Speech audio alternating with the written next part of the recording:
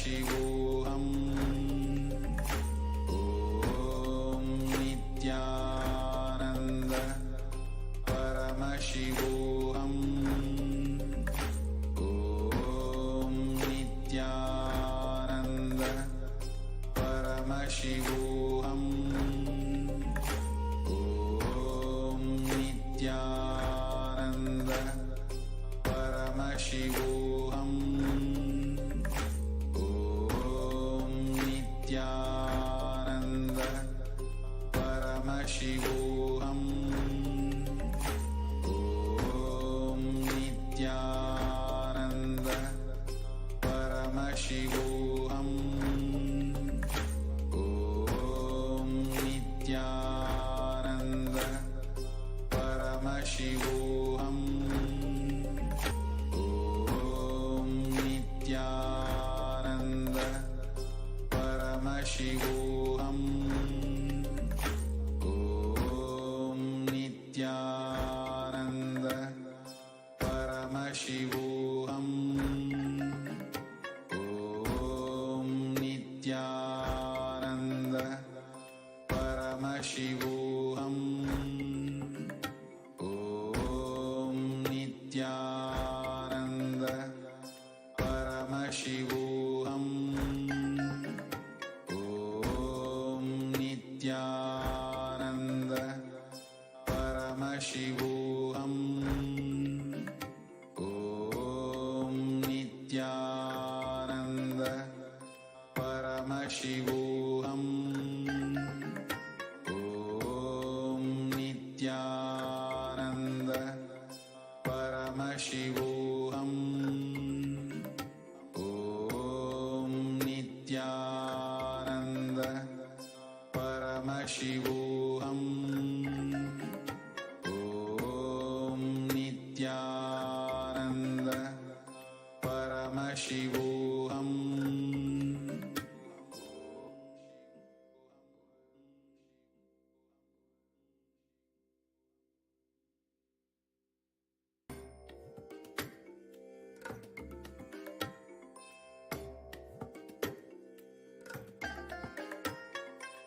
I bless you all. Let you all open all your three eyes and manifest the powers of Mahasadashiva. Om Nithyananda Paramashivoham. Om Nithyananda Paramashivoham. Om Nithyananda Paramashivoham. Om Nithyananda Paramashivoham. Om Nithyananda Paramashivoham. Om Nithyananda Paramashivoham.